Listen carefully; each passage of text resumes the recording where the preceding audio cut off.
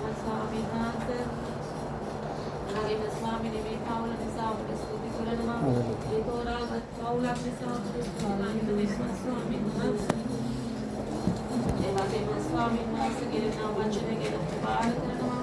ස්වාමීන් වචනය තුළින් මානසික වරණක් ශක්තිමත් කරමින් ස්වාමීන් වහන්සේ දුස්තිර වෙන්න අවශ්‍ය කරුණාව වෙනස් කරනවා.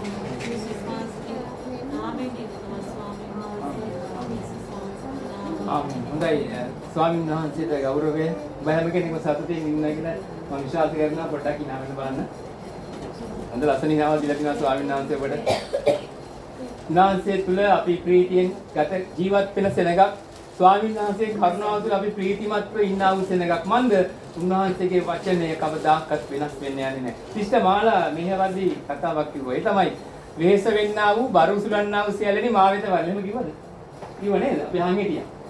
ප්‍රේමවන්තිනි ස්වාමින් වහන්සේ බලන්න අපි උත්පත්ති මම මේ දේශනාව නෙමෙයි මට ඒ වෙලේ කතා කරපු දේ. උත්පත්ති පොතට ගියොතින් උත්පත්ති 3 වෙනි පරිච්ඡේදයේ ස්වාමින් වහන්සේ තමයි ආදම්ට කියන්නේ ඔබ වේසින් බරින් ඔබ ජීවත් වෙනවා කියලා.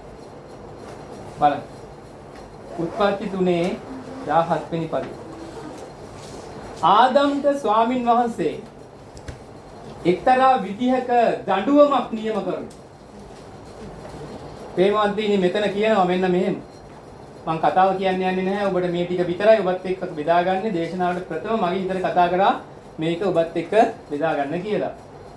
උන්වහන්සේ ආදම්ට කතා කොට නුඹේ භාර්යාවගේ කනට ඇහුම්කන් දී නොකන්ටම අනකල බැවින් නුඹ නිසා භූමිය ශාපලක් දීය. නුඹ නිසා භූමිය ශාපලක්. භූමිය ශාප ලැබුවා උඹ හින්දාද. හරිද? මම කණ්ඩ එපා කියපු ගහෙන් උඹ කෑවා. ඒ නිසා මේ භූමිය උඹින්ද ශාප ලැබුවා. ඒ විතරක් නෙමෙයි. නුඹේ ජීවිතයේ සිළු දවස්වල නුඹ වෙහෙසින් යුක්තව කන්නේය. වෙහෙස වෙමින්. වෙහෙස වෙමින්. වෙහෙස කියන වචනය, වෙහෙස කියන සිද්ධිය මිනිස්යාට එන්නේ ඔතනින්. තේරුණාද? මේ ආදම් කරපු පාපය නිසා ආවා වූ වෙහෙස, බර ඉසිලීම, වෙහෙස වෙන්නා වූ බර උසුලන්නා වූ කියලා දේව වචනේ සඳහන් වෙන මේ වචනේ එන්නේ ඔතන. වෙහෙස හා බර මිනිස්යාට ලැබුණේ ස්වාමින් වහන්සේගෙන් වෙන්වීම කරනකොට. ඒ වෙහෙස ඒ බර අපි හැමෝන්ටම උරුම වුණා. ඒ වෙහෙස ඒ බර මේ ලෝකේ ජීවත් වෙන මේ ලෝකෙට බිහිවන හැම කෙනෙකුටම උරුම වුණා. නමුත් ස්වාමීන් වහන්සේගේ ප්‍රේමය නිසා ඒ වෙහෙසින් ඒ බරින් මුදවලා නැවත වාරයක් අපේ ස්වාමීන් වහන්සේගේ සදාකාල ජීවණයට ඒ දන් වෙනට ගෙනියන්න යේසුස් වහන්සේ ආවේ. ඒකයි යේසුස් වහන්සේ කිව්වේ වෙහෙස වෙන්නා වූ බර උසුලන්නා වූ සියල්ලනි මා විතර බලන්න. එදා ආදම්ට වෙහෙසින් බරින් හම්බ කරගෙන කන්න වෙනවා කියලා දෙවියන් වහන්සේ ශාප කළා. ඒ ශාපයෙන් යේසුස් වහන්සේ මුදවන්න ලේ වගුරු වලා උන්වහන්සේ වෙහෙසින් බරින් මුදවලා කියනවා වෙහෙසෙන්නව බරුසුලනව සියල්ලෙනි මා වෙතට එන්න මගෙන් උඹට සහන තියෙනවා. ඒ මන්දිනි ඒ මගේ දේශනාව නෙවෙයි. නමුත් ස්වාමින් වහන්සේ මෙතන අපිට ප්‍රකාශ කරන වචනේ තමයි මා වෙත එන කිසිම කෙනෙක් මම අතාරින්නේ නැහැ. මම අතාරින්නේ නැහැ. අපි අතාරි. නමුත් අපිව අතාරින්නේ නැහැ. අපි අහුවෙලා තියෙන්නේ දඬු අඬුවකට. පේනවද මං කියන්නේ? අපි ස්වාමීන් වහන්සේ දාලා ගියත් ස්වාමීන් වහන්සේ අපිව දාලා යන්නේ. කොහොම හරි කනට පාරක් ගහලා හරි අපිව නැවත වාරයක් ඊටපු තැනට වඩා යහපත් තැනකට ගේන්න. ඔබට මතක ඇති ඔබ ප්‍රේමවන්තියත් එක්ක ප්‍රේම කරන කාලේ පොඩි ප්‍රශ්න ඇති වෙනවා. තරහ වෙනවා. තරහ වෙලා යන්නේ නැතුව ඉන්නව, බලන්නේ නැතුව ඉන්නව, කෝල් කරන්නේ නැතුව ඉඳලා ඉස්සර නම් කෝල් තිබුණේ නැහැ. ලියුමක් කරන්න දෙන්නේ නැතුව ඉන්න. තරහයි හොඳටම තරහයි. ඈතලා ඉන්නේ. නමුත් හදිස්සිය වෙලාවක් එනවා. මොකද වෙන්නේ? දෙන්නම යාළු වෙනවා. ඒකට හිටිනත් වඩා ප්‍රේමයෙන් ඉන්න පටන් ගන්නවා. අර තණ්ඩු කරන්න කලින් හිටියේ ඊටත් වඩා ලොකුවට දෙන්න ලං වෙනවා. ඒ වගේ තමයි ස්වාමීන් වහන්සේගෙන් අපි ටික ඈත් වුණත් අනිත් පැත්තෙන් ස්වාමීන් වහන්සේ අපිව ගේනකොට අපි එන්නේ අර හිටියටත් වඩා ප්‍රේමයෙන්. ආමෙන්. ඉතින් ඒ ස්වාමීන් වහන්සේගේ වචනේ මම ගත්තේ ඉෂ්ඨමාලා අපිට කිව්වා වූ කාරණාව පිළිබඳව. හොඳයි. මම කැමති ඔබත් එක්ක වචනේ බෙදා ගන්න සමන් සහෝදරයා තමයි වචනේ බෙදා ගන්න සිටියේ. ඔව් හවස 6 විතර වෙනකොට මට කෝල් කරලා කියනවා එන්න අමාරුයි. ඊට වහිනවයි කියලා. ඒක නිසා ස්වාමීන් වහන්සේගේ වචනේ මට ඔබත් එක්ක බෙදා ගන්න කියලා ප්‍රකාශ කරා. ඉතින් ඒ නිසා මම ඒක සූදානම් වෙලා තිබුණු වචනයක් ඔබත් එක්ක බෙදා ගන්නවා. මන්ද ස්වාමීන් වහන්සේ තමයි කතා කරන්නේ මම නෙමෙයි. ස්වාමීන් වහන්සේ වැඩි වෙන්නත් මං අඩු වෙන්නත් ඕන. මගේ හඬ ඔබට ඇහිලා වැඩක් නැහැ. ඒ නිසා ප්‍රේමවන්තයිනේ ස්වාමීන් වහන්සේ තමයි අද මේ වචනේ ඔබත් එක්ක කතා කරන්න කටයුතු කරන්නේ. හොඳයි. මම ඔබෙන් ප්‍රශ්නයක් අහනවා. ඔබ යාඥා කරන්නේ ස්වාමීන් වහන්සේට යාඥා කරනවනේ ඔබ නේද? අදත් යාඥා කරාද? අද යාඥා කරාද ඔබ? අවංකව කියන්න. ඔබ අද යාඥා මං අහන්නේ නැහැ කියලා අකුසන්න දෙපා අද පාත් දාන්නත් දෙපා. ඔබ හිතින් අහන්න මම අද යාඥා කරාද? කරන්නේ? දැන් පොඩ්ඩකට කලින් ඔබ යාඥා කරාද? ඔව් අපි දැන් කරේ හිටියේ. අපි යාඥා කරනවා නේද? අපි ප්‍රශංසා කරනවා යාඥා කරද්දී. අපි යාඥා කරනවා යම්කිසි ඔබ මේ වචනේ හොඳට අහලා පුරුදු වචනයක්. ආශිර්වාදයේ බලාපොරොත්තු වෙන යාඥා කරනවා. පිළිතුරක් බලාපොරොත්තු වෙන යාඥා කරනවා. එහෙම නේද? පිළිතුරක් බලාපොරොත්තු වෙන යාඥා කරනවා නේද? නැද්ද? හොඳයි පිළිතුරක් බලාපොරොත්තු වෙන යාඥා. මම අහන්න ප්‍රශ්නයක්. මොකක්ද පිළිතුර කියන්නේ? උත්තරේ අපි යාඥා කරන්නේ රිසල්ට් එකකටනේ නේ? ස්වාමින් වහන්සේට අපි යාඥා කරන යම් පිළිතුරකට නේද? ඔන්න උදාහරණයක් කියන්න. පියාණනි මගේ පුතාට හොඳ රැකියාවක් ලබා දෙන්න කියලා අපි දන්න විදිහට යාඥා කරනවා. ඒතර අපි ඒකේ බලන් ඉන්න පිළිතුර මොකක් අපේ හිතේ තියෙන එකද දෙවියන් වහන්සේ දෙන එකද කියලා පොඩ්ඩක් හිතලා බලන්න. යාඥා කරනකොටම ඔබේ හිතේ පිළිතුරක් තියෙනවද නැද්ද? තියෙනවා. ඔබ ස්වාමීන් වහන්සේට යාඥා කරනකොටම ඔබේ පිළිතුර ඒ ස්වාමීන් වහන්සේ දෙන්න ඕන පිළිතුර ඔබේ හිතේ තියෙනවා. දැන් අපි ඒක බලාගෙන ඉන්නවා නේද? බලන් ඉන්නවනේ. උදාහරණයක්. ළමයා ඇප්ලිකේෂන් දාම රැකියාවම ගන්න. ළමයා ඇප්ලිකේෂන් දානවා හැමදැනටම. දාන ඉවරයක් නැහැ. ඉන්ටර්විව් එනවා ඉවරයක් නැහැ. ඒක ඉන්ටර්විව් එකකින් පාසල වැඩට එන්න කියන්නේ නැහැ.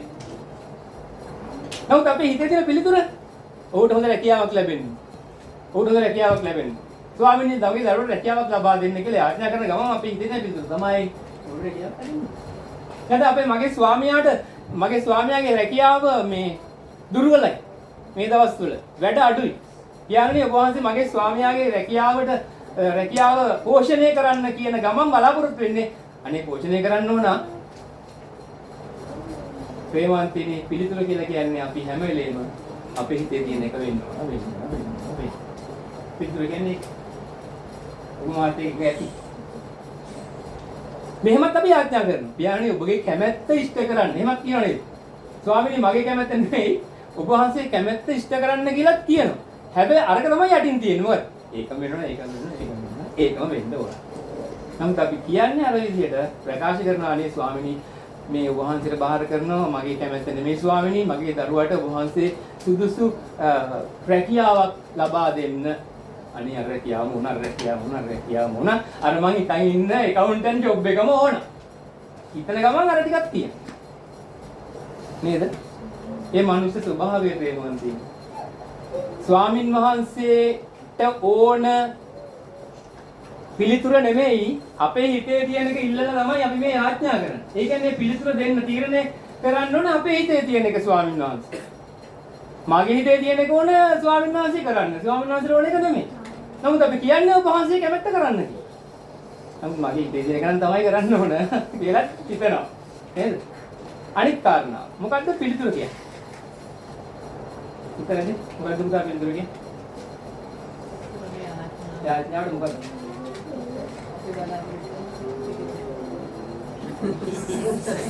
ඒ වාක්‍යය ආපේ ගවනේ වාක්‍යෙන්නේ. පිළිතුර කියලා අපි බලාපොරොත්තු වෙන්නේ ඒකට අර හොඳ දේ නේද? හොඳ අපි කියමු ධන නේද බලාපොරොත්තු වෙන්නේ? ධන. නමුත් ප්‍රේමාන්තේ පිළිතුරක් ඇතුලේ ධන හරි නෑ දෙකම තියෙනවා. හරි. තාත්තේ මම අපි ලෞකික වහනවා. තාත්තේ මම මේ යාළුවෙක් ගෙදර පොඩ්ඩක් යන්නද? හොඳයි. යනවා කිව්වොත් ඉන්නේ. තාත්තෙන් අහන්න ඕනේ නෑ යනවා ඉවර. දැන් තාත්තා පිළිතුරක් දෙන්නම තාත්තට පිළිතුරු කීයක් තියෙනවද දෙන්නේ? දෙක. එකක් යන්න පුතේ යන්න ආසල්ලි. යන්න යා පුතේ. මේ දීපම් මන් දිනුසන්. පිළිතුරේ තියෙනව නේද? දෙකක්. සමහර වෙලාවට ඔය දෙකම ගන්නත් ප්‍රමාදයි තාත්තා. නේද? එපා කියන්නත් ප්‍රමාදයි. හා කියන්නත් ප්‍රමාදයි. අපි වලාගෙන ඉන්නේ. මගේ හිතේ තියෙන්නේ නම් යාළුවා ගෙදර යන්න ඕන. අමරක් දැන් තාත්තා කවදාකවත් උඩ පිටු දෙන්නේ නැහැ. මම හොරෙන් යනවා. මේක වෙනම පැත්ත. ප්‍රේමන්ති අද වගේ මාතෘකාව තමයි නොසිතන වෙලාවක ස්වාමීන් වහන්සේ ලබා දෙන පිළිතුර. නොසිතන වෙලාව. සමහරවිට තාත්තට දැන් යාළුවගේ ට්‍රිප් එකක් ට්‍රිප් එක යන්නේ ලබන මාසෙ 30. මම මේ මාසෙ 30 ඉඳන් තාත්තට ඔක් කිය. දවස් දෙකක් තුනක් කිව්වා තාත්තා පළඹ යන්න ගමනක් දෙන්න බෑ වගේ. අනේ තාත්තේ කොහොමද? දැන් ඊට පස්සේ ආන්නෙත් නෑ තාත්තා. මොකද වඩිනවා තාත්තා පොඩි තාත්තේ. ඊට ඇතුලේ මේක කැකෑරෙනවා. නමුත් ඉන්න. දවස් 8ක් වගේ යනකොට මම හිතනවා හරියන එකක් නෑ. මම ඒක අතහැරලා දානවා. නමුත් මෙන්න පොලේ ට්‍රිප් එක යන්න දවස් 3ක් තියලා තාත්තා මට රුපියල් 5000ක් අතර දීලා දෙයි කියනවා. පුතේ ට්‍රිප් එක යන්න. සර්ප්‍රයිස් නැද්ද? සර්ප්‍රයිස් නේද? ආ. එහෙනම් ස්වාමීන් වහන්සේගේ වචනේ තුල අපි බලන්න යන්නේ නොසිතූ මොහොතක ස්වාමීන් වහන්සේ ලබා දෙන පිළිතුර. ධනාත්මක පිළිතුර.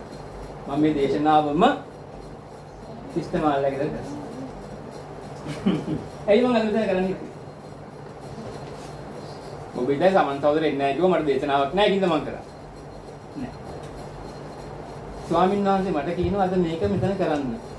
මට කියනවා මට ලොකු හඬක් ඇහුන්නේ නැහැ. දරුවා අර දේශනාවම කරපන්. එහෙම කිව්වේ නැහැ. හරිද? මම ඒක ස්වාමීන් වහන්සේගෙන් ඇහුවෙත් නැහැ මෙහෙම. ඇයි ස්වාමීනි එහෙමයි? මම එහෙම ඇහුවේ. නමුත් මගේ හදවත කතා කරනවා. මේ දේශනාව කරා. සමහරට ඉදා කතා කරපු දේ නෙවෙයි වෙන එකක් ස්වාමීන් වහන්සේ ඉවත් එක වේදා ගන්නත් පුළුවන්. අපි හැරෙමු ලුක් සුභාරංචියේ පළවෙනි පරිච්ඡේදයේ 5 සිට 18 ලුක් සුභාරංචියේ පළවෙනි පරිච්ඡේදයේ 5 සිට 18 අපි හොඳටම අහලා තියෙන කතාව. හොඳටම අහලා තියෙන සිද්ධියක් පෙරලගත්ත කෙනෙක් ශබ්ද නගා කියවන්න මොකද මේකට ඇහෙන්නේ. හොඳටම අහලා තියෙන හොඳටම දන්න සිද්ධියක් මේක.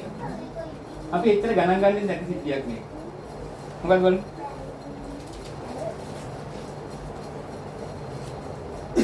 හරි කිය. පෙරලගත්ත කෙනෙක්. කො. ඉක්මනට කියන්නේ කොළඹ අපිට කිය.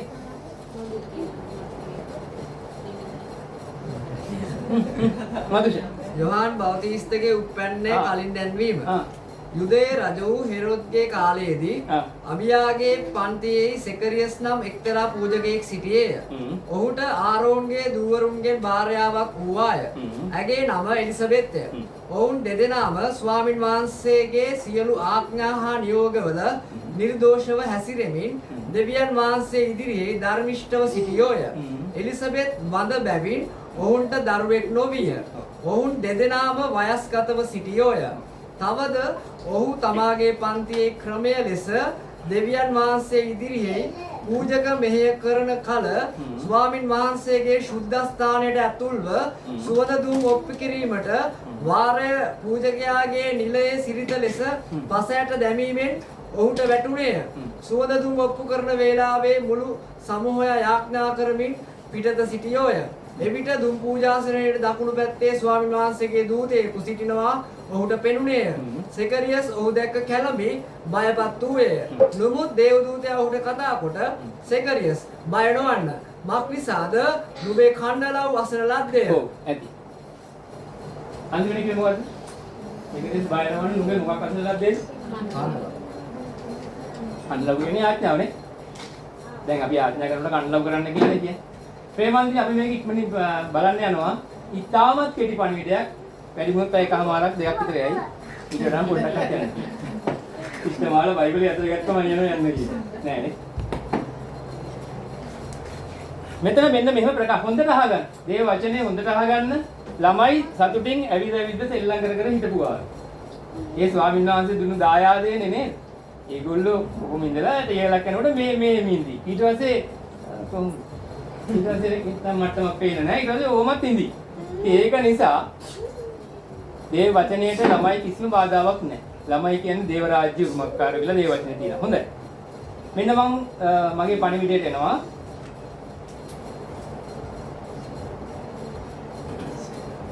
යොහන් බෞතිස්තගේ උප්පැන්නේ කලින් දැන්නේ කියලා අපි පුතා කිව්වා. යුද්ධයේ රජ වූ හෙරෝද්ගේ කාලයේ ප්‍රේමාන්තිනි සුදාත්මයන් වහන්සේ විසින් දුන්නා වූ ලියවිල්ලේ බොහෝ දේවල් කතා කරන්නේ යම් කාලයක් පදනම් කරගෙන. ඒකට පදනම් වූ පසුබිම් වූ කාලයක් තියෙනවා. දැන් මේ සිද්ධිය සිද්ධ වෙන එක ඔබ හොඳට දන්නව නේද? ක්‍රිස්තුස් වහන්සේ උපදින්න කලින් යොහන් බෞතිස්ත ඉපදෙන්න ඕනේ. ඒ සිද්ධියයි මේ මෙතන කතා කරන්නේ. නමුත් මේ දේව වචනය අපි බෙදාගනිද්දි කතා කරද්දි මේකට පදනම් වෙච්ච සන්දර්භයක් තියෙනවා. කාලයක් තියෙනවා. පසුබිමක් තියෙනවා. ඒ පසුබිමේ මෙතන කියනවා යුදේ රජ වූ කාගේ කාලයේද? කාගේ කාලේද මේ? කියන්න කතා කරන්න. යුදගමනගේ කාලේ. කාගේ කාලේ? දාසයන්ගේ කාලේ. හෙරෝද්ගේ කාලේ. මොකද්ද මේකෙන් අපිට පසුබිමකට ගන්න තියෙන්නේ? හොඳට අහගන්න මේ පසුබිම. සමහරක් යට බහලා නැහැ මේ. සමහරකට හොඳට අහලා තියෙන පුළු. මම දන්නේ නැහැ. යුදයේ රජ කෙනෙක් හිටියා ඒ කාලේ මොකද්ද නම? හෙරෝද්. මාත් එක්ක සම්බන්ධ වෙන්න කතා කරන්න එතකොට නිදිමත. හොඳේ? හෙරෝද් රජතුමා යුදේ රජ කරන කාලේ තමයි මේ සිද්ධිය වෙලා තියෙන්නේ. අහගන්න මේක පූජකයන්ට සම්බන්ධ සිද්ධියක්ද සාමාන්‍ය ජනතාවට සම්බන්ධ සිද්ධියක්ද? පූජකයන්ට අන්න හරි. හොඳට උත්තර දෙනවා ළමයි. පූජකයන්ට සම්බන්ධ සිද්ධියක්. පූජකයන් සම්බන්ධ සිද්ධියක් නම් ප්‍රේමාන්තිනි පූජකයෝ ගැටෙන්නේ හැම වෙලේම පූජකයෝ හැම වෙලේම සම්බන්ධ වෙන්නේ පූජකයෝ හැම වෙලේම කටයුතු කරන්නේ කුමන ගොඩනැගිල්ලක් එක්කද? දේවමාලිගාව. ඕම්. thank you Lord. මම මේ කතා කරන ගමන් පොඩි පණිවිඩයක් දෙන ගමන් කතා කරනවා මේ කතාව හොඳේ. පූජකයා සම්බන්ධ වෙන්නේ මොකක් එක්කද? දේවමාලිගාවක් එක්ක. දේව වචනේ අපිට වර්තමානයේ කියනවා ඔබ හැම කෙනෙක්ම සාමාන්‍ය මිනිස්සු. පූජකේ. මම උත්තර දෙලා කියනවා. ඔබ සාමාන්‍ය මිනිස්සෙක් පූජකේ වහලි. මොකද්ද මෙතනේ? ඔබ පූජකේ. පූජකයා නිතරම සම්බන්ධ වෙන්නේ මොකක් එක්කද? දේවමාලිගාවත් එක්ක. එහෙනම් ඔබත් පූජකේ. ඔබ සම්බන්ධ වෙන්නේ මොකක් එක්කද? අපොත්තික සභාවේ පල්ලියත් එක්ක. එහෙනම් මොකක්ද දේවමාලිගාව? බයිබලයේ කියනවා ඔබේ හදවත මොකක් කියලාද? ඒක දේවමාලිගාවක් උනේ කවදද? ස්වාමීන් වහන්සේ පිළිගත්තු දවසේ. ස්වාමීන් වහන්සේ පිළිගත්තු දවසේ. ඔබ ගැලවීම ලැබපු දවසේ නේද? එදා ඔබ ධර්මිෂ්ඨයෙක් කළා. නැතකේ. එහෙනම් මෙතන කතාවේ කියන්නේ මේ පූජකවරු සම්බන්ධ වුණේ දේවමාලිගාවත් එක්ක. දේවමාලිගාවේ දියුණුව ඔවුන්ගේ සතුටට හේතු වුණා. දේවමාලිගාවේ පරිහානිය ඔවුන්ගේ දුකට හේතු වුණා. ප්‍රේමාන්තිනි දේවමාලිගාවක් හදන්න කලින් මම කොහොම කියන්නේ නැහැ ඒක අර මගේ පැය කමාර දෙක යන හින්දා. ස්වාමින් වහන්සේගේ ගිවිසුම් පෙට්ටිය හා පූජාවන් සිද්ධ කළේ කොහේද? පරදිස්. දේවමාලිගාවක් හදන්න කලින් ස්වාමින් වහන්සේගේ ගිවිසුම් පෙට්ටිය හා බහලා තියෙන නෙමෙයි නේද? ගිවිසුම් පෙට්ටිය හා පූජකයන්ගේ පූජාවන් සිද්ධ කළේ කොතැනද? අපි ඉගෙන මොකක්ද කියන්නේ? කායන්නේ ඉල පරිද්දල් කූඩාරමේ. දේවාලිගාවක් තිබුණේ නැහැ. කූඩාරමේ නේද? අර මෝසෙස් ගීතාවලිය 91 මෝසෙස්ගේ ගීතිකාවක් එතන තියෙන්නේ. දාවිද්ගේ ගීතිකාවක් නෙමෙයි. මොකක්ද ඒක? ස්වාමීන් වහන්සේ මාගේ රක්ෂස්ථානයේ මහෝත්තමයන්න් වහන්සේ ගැන කතා කරන්නේ නේද? පක්ෂි වැද්දාගේ මලපතින්ම ඒ කවුද මෝසෙස්ගේ ගීතිකාවක්? ගීතාවලිය ඔක්කොම ටික දාවිද්ගේ ගීතිකා නෙමෙයි තියෙන්නේ. තව තමයි ගීතිකාවක්. ලැබෙන ගීතිකාවක් කියලා ඒක දාවිද්ගේ නම දාන්න එපා. එතකොට ඒ කතුවරයා ඔබත් එක්ක කේන්ති ගන්න. නේ? ජෝතිපාලගේ ගීතිකාවක් ජෝතිපාලගේ සින්දුවක් අපි කොත් මිල්ටන් මල්රාජ් කියලා මේක කිව්වේ ජෝතිපාලට කේන්ති යනවා. වලෙන් නැගිටලා එනවනේ. බෙල්ලමිලි කන්නේ. මම ඉක්මනට යන්න. හෙරොද් රජුගේ කාලේ දේවමාලිගාවක් මුලින්ම ගොඩනගන්නේ කවුද? දාවිද්. දාවිද නේ? මුලින්ම දේවමාලිගාවේ දාවිද නේද? සාලමෝන් කියන්නේ දාවිද්ගේ කවුද? පුතා. උත්තර දෙන්න මම ප්‍රශ්න අහනවා නිදාගන්න එපා. සාලමෝන් කියන්නේ දාවිද්ගේ පුතා. සාලමෝන් රජතුමා මේ දේවමාලිගාව හදනවා. දාවිද්ගේ හිතේ තිබුණාට දාවිත් හදන්න බැරි වුණා. ඔහුගේ දෑත් වල ඒ ගෑවිලා තිබුණා. ඒ ගැන කතා කරන්න කිව්වොත් වෙලා. සාලමෝන් රජතුමා දේවමාලිගාව හදනවා. ස්වාමින් වහන්සේට ප්‍රඥාව දුන්නා දේවමාලිගාවක් මුලින්ම ගොඩනගන්නනේ. හරි. සාලමෝන් රජතුමා මේ දේවමාලිගාව හදන්නේ රත්තරන්, රිදී, ඒ කාලේ තිබුණේ භාණ්ඩ උමාරු ක්‍රමය. මුදල් භාවිතය තිබුණේ. ඒ කාලේ තිබුණේ භාණ්ඩ උමාරු ක්‍රමය. ඒ කියන්නේ ඔහුගේ රත්තරන් දෙනවා, ලී ගන්නවා. ඔහුගේ රත්තරන් දෙනවා අවශ්‍ය කරන භාජන. මේ හැමදේම ඉක්මනින් කියනවා. එතකොට මේ ලස්සන දේවමාලිගාවක් ඉදි කරනවා කවුද ඉදි කරන්නේ? සාලමෝන් රජතුමා. සාලමෝන් රජතුමා මේ දේශනාව දේවමාලිගාව ඉදි කරලා කියනවා මේ දේවමාලිගාව බලලා යාඥා කරන හැම කෙනෙක්ම ඉල්ලන දේ ලැබෙන්න ඕන ස්වාමීනි. දෙන්න. දේවනාන්ද කියන. නමුත් මුලින් මේක කැඩුවේ කවුද? සාලමෝන්මයි ඒක. එහෙම කියපු සාලමෝන්ම එක ගැන. නේ? ඔහු අන්නේ දේවතා රූප ඔහුගේ ජීවිතයට සම්බන්ධ කරගත්ත නිසා මොකද වුනේ? වැඩි කල ගියේ නෑ දේවමාලිගාව. මොකද වුනේ? විනාශ වුණාද නැද්ද? කවුද විනාශ කරේ දේවමාලිගාව? කවුද විනාශ කරේ? බබිලෝනියන්වරු මේ දේවමාලිගාව නැත්තටම නැති කරා. ඔන්න පළවෙනි දේවමාලිගාව විනාශයි. දැන් පූජකවරු දුකෙන්ද ඉන්න සතුටින්ද එතකොට? දේවමාලිගාව නැතිනම් පූජකවරු ඉන්නේ දුකෙන්ද සතුටින්ද? හරි සතුටින්. නෑ දුකෙන්. ඇතික කාලයක් යනකොට මේ දේවමාලිගාව ආයෙත් ගොඩනගන්න ඕනයි කියලා කිහිප දෙනෙක් එකතු වුණා. මට නම් දෙකක් කියන්නේ ඔබ දන්නේ නැහැ. මේ දේවමාලිගාව නැවතත් ගොඩනගන්න ඕනයි කියලා කිහිප දෙනෙක් එකතු වුණා. කවුද මේ එකතු වුනේ? දෙවෙනි දේවමාලිගාව.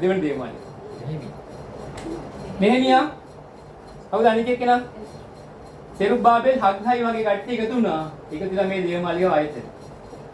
හැබැයි අර කලින් තිබුණ එකට මේක ටිකක් ලොකුයිද පොඩි? පොඩි. හරි. පූජකවරු කියනවා අයියෝ කලික ලොකුයි නේද? ඒක පොඩි වැඩන්නේ. පොඩි වැඩන්නේ. නේ? ඕක හරි පොඩි ඕක වැඩක් නැහැ. රස්සාව මට හම්බෙච්ච රස්සාව හරි පොඩි. මට හම්බෙච්ච සේවය හරි පොඩි. මට තියෙන්නේ පල්ලිය දුවන්න. හරි. උඩයි. සමහරකට ප්‍රේමවන්තිනේ අපිට යම් යම් දේවල් පොඩියට පේනවා. මම ඔබට මුත් කියනනේ මේ අපේ ගෘහඥාන කියනනේ මේ. අපිට මේක ලොකුයි. සමහරු හිතනවා අද යන්නේ පල්ලියන්නේ ඒක ලොකුයි. පල්ලියේ ඔක්කොම එනවනේ.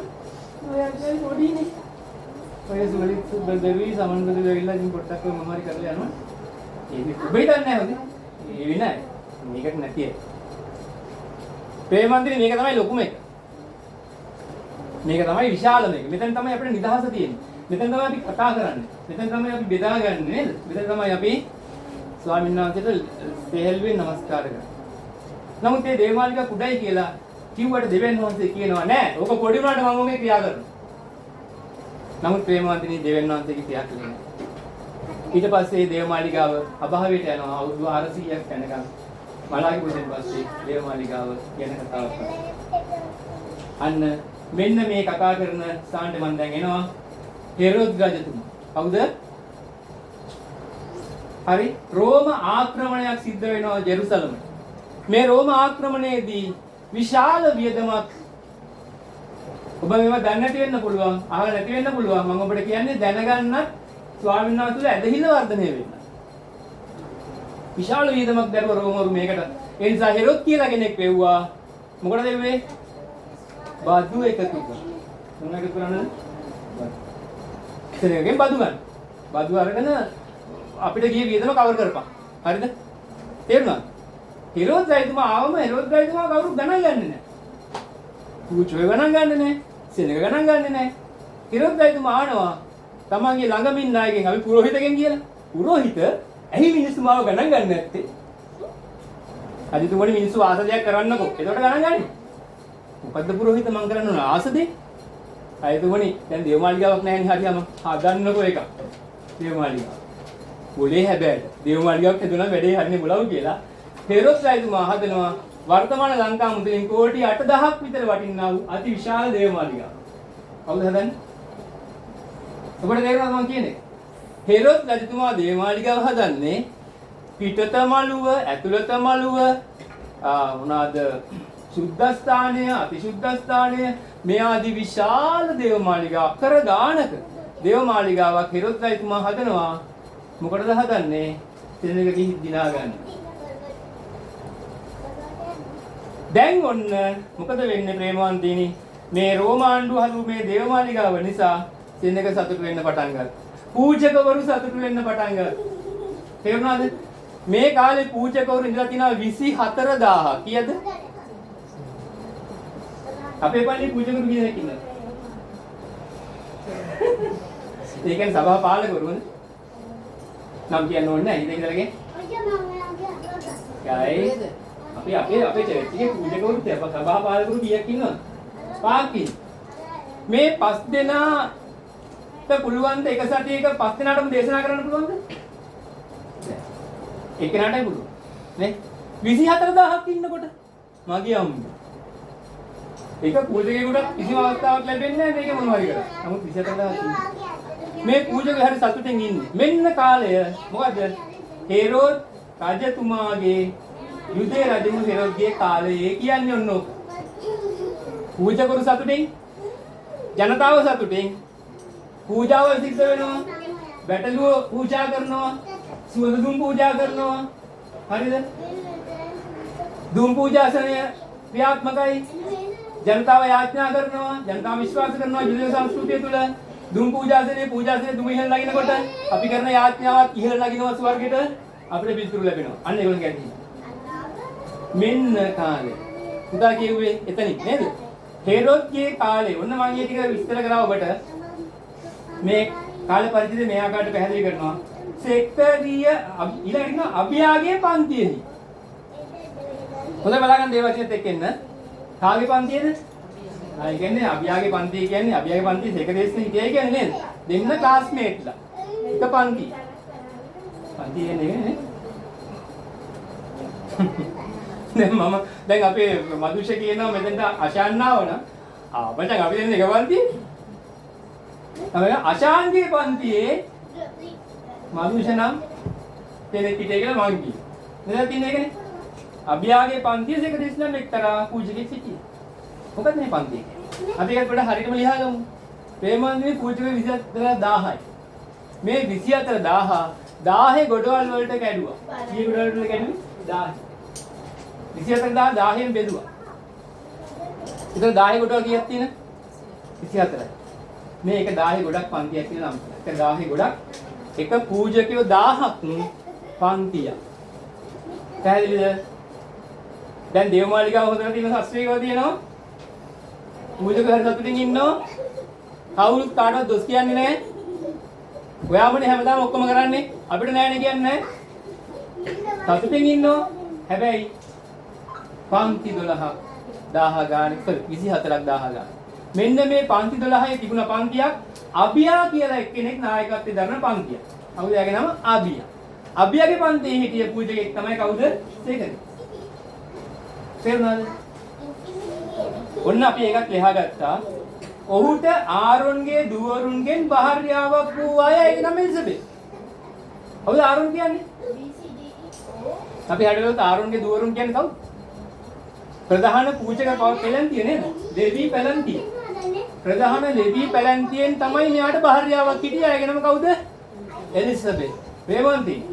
මේ කාලේ පූජකයෙකුට ඕන තැනකින් භාර්යාවක් ගන්න පුළුවන්. එතන පූජකයෙක් 24000ක් හිටියා. ලෙවි ගෝත්‍රයෙන්ම භාර්යාවක් ගන්න ඕනේ නැහැ. ඕන ගෝත්‍රයකින් තමන්ට ලස්සනයි කියලා තමන්ට හොඳයි කියලා හිතන භාර්යාවක් ගන්න පුළුවන්. නමුත් සෙකරේස් විවාහ වුණේ කාත් එක්කද? ලෙවි ගෝත්‍රයේ right සෙකරේස් නේ. හවුද එලිසබෙත්? පල්ලෙහාට යන්න.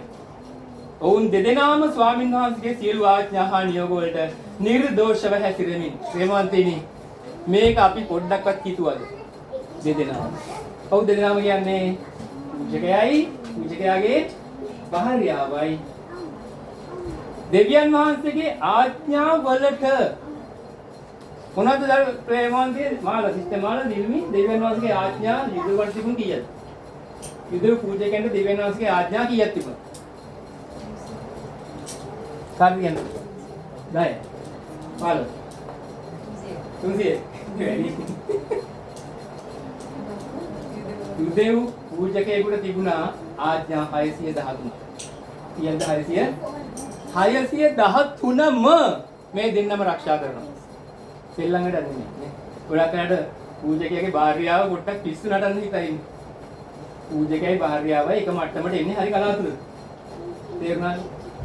මම කියන්නේ වර්තමානයේ ගත්තත් එහෙමනේ. භාර්යාව පොඩ්ඩක් ඉතින් සුට්ටක් සෙල්ලක්කාර ගතියුත් තියෙනවා. මේ දෙන්න එහෙම නෙමෙයි. මේ දෙන්න මෙතන කියනවානේ. මොකද්ද කියන්නේ? නියෝග වලට නිර්දෝෂව හැසිරෙමින් දෙවියන් වහන්සේගේ ධර්මිෂ්ඨව හිටියා. මෙන්න නියෝග 613ටම හැසිරෙමින් හිටපු පූජක යුවලා අභියාගේ පන්ති. මෙන්න මේකේ පසුබිමේ කතන්දරේ. තව ටිකක් කියන් පල්ලෙහාට. ඔවුන් එලිසබෙත් වන්ද බැවි. අන්න කතන්දරේ. එලිසබෙත් මොකද්ද? වන්දයි. වන්ද නිසා කවුද කියන්නේ නැත්තේ? දරුවෝ. වන්දන දරුවෝ ඉන්නවද? වන්දනට දරුවෝ ඉන්නවද? මොකද්ද වන්දයි කියන්නේ? දරුවෝ නෑ. දරුවෝ හම්බ වෙන්නේ එන්නේ නෑ. හම්බ වෙන්නේ එන්නේ නෑ වන්දයි. බලන්න ප්‍රේමවන්තයිනි සෙනග මුළු සෙනග පූජක පැලැන්තිය උන් දිහා බලන්නේ වපරහෙන් මේ දෙන්න අරය ලෙවි මෙයත් ලෙවි ආ 613 ආරක්ෂා කරනවා උන්ද ළමයි නෑ ළමයි නැත්තම් ඒගොල්ලෝ කියනවා ඒගොල්ලන්ගේ සංස්කෘතිය තුල ශාපලක් කියලා මොන ලක්ද ශාපල වර්තමානයේ අපි ළඟ නැති වුණාට වර්තමාන ලංකාව තුලත් එහෙම කතන්දරයක් තියෙනවා අපු ඒකෙන් කරුත් නෑ හම් වෙන්න පයිසන අපි ඉන්නේ හරිද අම්බෝ නෝ එලිසබෙත් ඉලා ඉගෙන එලිසබෙත් අපේ අම්මත් ඉන්නේ එලිසබෙත් තමයි අපේ අම්මට තවුරු 5ක් යනකන් දරුවෝ නෑ හැබැයි අපේ අම්මා වඳ නෑ මේ හරි 616 ආරක්ෂා කරනවා එකම ගෝත්‍රයේ පූජක පැලැන්තියේ නමුත් ළමයි නෑ වඳයි කොච්චර හිතට අඩුපාඩුවක් දැනෙන්නේ නැද්දනේ මිනිස්සු බලනකොට කතා කරනකොට සමහරට කට වොණකින් ඔලොක්කමට hina වෙනවා ඒ hina වෙනකොට කියන්නේ නෑ ගෝවා ගයිනේ කියන්නේ නෑ නමුත් පොඩ hina එලිසබෙත් කොහොමද මේ hina වෙන දන්නවා මම අදින්න කරා මේකේ මට මෙහෙම hina මම යනවා එලිසබෙත් ඉතින් ඒ විතර නෙමෙයි දෙන්නම වයසයි ඒතර කියනවා දෙදෙනාම කොහොමද හිටියේ කියන්නේ වයස්ගතව. අයියෝ දැන් වයසයි. සමහරකට වඳ වුණත් වෛද්‍ය වරුන්ගේ පිහිටෙන් නේද? එකක් හරි දැන් තියෙනවානේ වර්තමානයේ ක්‍රමනේ. ඒ ක්‍රමයකට දරුවෙක් හොයාගන්න ක්‍රමයක් තියෙනවා. නමුත් මේ දෙනා නාගිනේ. වයස්ගතයිනේ. ප්‍රේමන්තේ වයස්ගතයි කියන එක ඔබට තේරෙනව නේද? ඒ කියන්නේ ස්වාමි පුරුෂයාට දරුවෙක්ව ලබා ගැනීමේ පුරුෂ ශක්තිය නැහැ. භාර්යාවට දරුවෙක් දෙන්න ගර්භාෂයේ ක්‍රියාත්මකයි. දැන් අර එලිසබෙත් වඳ අපි තුමු එලිසබෙත් මොනවා හරි වේදක් කරලා වඳ නැති කරා කියලා. දැන් වඳ නැහැ එලිසබෙත් කියලා මම වඳ නැහැ. නහරි. සෙක්‍රටරිස් කියනවා. ඔයා වඳ නැතුනටක් නෑ නේ අනේ ඉතින් මම නා කියන්නේ මට මුකුත් කරගන්න බැහැ. ඔන්න ඔය මේ ටිකින්. එදින යාඥා කරන්නේ නැද්ද ස්වාමීන් වහන්සේට පියාණියට දරුවෙක් දෙන්න කියලා? එක දවසකට යාඥා කරේ නැද්ද? උදා කියන්නේ ස්වාමීනි මට දරුවෙක් ඕනේ. අනේ ස්වාමීනි අපි දැන් මේ මගේ බින්ද මතයි ඒත් මම විශ්වාස කරන අදින්නේ ඔබ වහන්සේ මට මේකට පිළිතුරු වෙනවා. කියලා ඕන් තරම් යාඥා කරන්නේ. ප්‍රේමන්ත්‍රී මේ රාත්‍රියේ ඔබ අද යාඥා කරපු දේවල් ඇති. ස්වාමීනි කොහොමද මේක වෙන්න අමාරු දෙයක්. නමුත් මේක වෙනවා. ස්වාමීන් වහන්සේ ඔබ වහන්සේ මම ඇදින්නේ යාඥා කරනවා මේක වෙනවා. උතාව නෑ. අනේ මොකක්ද යාඥා? ඉතින් දෙයකට කලින් යාඥා කරා. අතනේ. දැන් ඉරරට යාඥා කරා. තාම නෑ. මේ දරුවෝ ගැන මම කියන්නේ වෙන ප්‍රශ්න ගැන. හොඳේ අපිට ප්‍රශ්න වල තියෙනව නේද මිනිස්සුන්ට? මිනිස්සුන්ට ප්‍රශ්න ගැටු තියෙනව නේද? ඒ ගැන පස්සේ වෙනම දේශනාවක් මම කතා කරන්න කාලේ හම්බුණා. ප්‍රේමවන්තේනේ මේ දෙනා හොඳට යාඥා කරන්නේ. මිනිස්සු දැන් උසුලිසු කරනවා. හැබැයි පූජක මෙහෙවර ලස්සනට ඔහු කරගෙන යනවා. දරුවෝ නැහැයි කියලා. බිරිඳ වඳයි කියලා අර 613 එකක්වත් කැඩුවේ නැහැ. ප්‍රේමන්තිනි ඔබ යාඥා කරන යාඥාවකට ඉල්ලීමකට ඔබ බලාපොරොත්තු වෙන පිළිතුර ඔබේ හිතේ තියෙන පිළිතුර නොලැබුණා කියලා. ඔබේ මේ ඇදහිල්ලේ ගමන එක දශමයක්වත් ආපස්සට ගන්න එපා. මේ කතා කරන්නේ මම නෙමෙයි. ඇදහිල්ලේ ගමන තව තව මක් කරගන්න ඕනද පුතා? තව ශුද්ධාත්මයන් වහන්සේලා තව මක් කරගන්න ඕනද සිස්ටර්? කියන්නේ. ශක්තිමත් කරගන්න. වර්ධනය කරගන්න. අංක 1 ඇදහිල්ල තමයි. අපේ කිතුණු ගමනේ ප්‍රේමවන්තනි අංක 1 ඇදහිල්ල. ඔබ ධර්මිෂ්ඨ කරලා තියෙන ඇදහිල්ලෙන්. ඔබ ගැලවීම ලැබුව ඇදහිල්ලෙන්. ඔබ ශුද්ධාත්මය ලැබුව ඇදහිල්ලෙන්. තේරුණාද? ඔබ යේසුස් වහන්සේගේ දරුවෙක් වෙන්නේ ඇදහිල්ලෙන්. ඔබ ඇදහිල්ලෙන් විශ්වාස කරලා ස්වාමීන් වහන්සේ මේ ලෝකෙට ආවා. මං වෙනුවෙන් මැරුණා. මගේ පාප වෙනුවෙන් ලේ හැලුවා. ඔබ වහන්සේ මරණයටපත් වුණා. ඔබ වහන්සේ මළුගෙන් නැගිට්ටා. ඔබ වහන්සේ ස්වර්ගයට ආරෝහණය වුණා. ආයෙම මාව එක්ක යන්න. මම ඒක විශ්වාස කරනවා ස්වාමීනි. අන්න අපේ අංක 1 ඇදහිල්ල පටන් ගන්න තැන. කොහෙද පටන් ගන්නේ? ඔතන. ප්‍රේමවන්තනි ඇදහිල්ල පටන් ගන්නේ ඔතනින්. එමෙන්නට ඇදහිල්ල පටන් ගන්නෙ පියාණනි මගේ මේ රෝගයක් තියෙනවා මේ රෝගෙට සුව කරන්න මම ඇදහිල්ල විශ්වාස කරනවා මේ රෝගේ සුව වෙනවයි කියලා. ඒ ඇදහිල්ල ද්විතීක ඇදහිල්ල. ප්‍රාථමික ඇදහිල්ල පළවෙනි ඇදහිල්ල තමයි යේසුස් වහන්සේ ඔබ වහන්සේව මම විශ්වාස කරනවා. හරිද? මම දැක්කේ නෑ ඔබ වහන්සේව දැකලා නෑ. ඔබ වහන්සේව දකින්නේ මම මොකක් තුලින්ද? ඔය යේසුස් වහන්සේ දැක්කේ මොකක් තුලින්ද පුතා? දෙවියන් වහන්සේ දැක්කේ මොකක් තුලින්ද? මොකක් තුලින්ද දැක්කේ? අන්න අරක තුලින්. ෆෝන් එක තුලින් නෙමෙයි වචනය තුලින්. ඔබ විශ්වාස කරේ වචනේ නේද? ඔබ වචනේද විශ්වාස කරේ? පාස්ටර් කෙනෙක් මේක දේශනා කරද්දී ඔබ ඒක නේද විශ්වාස කරේ?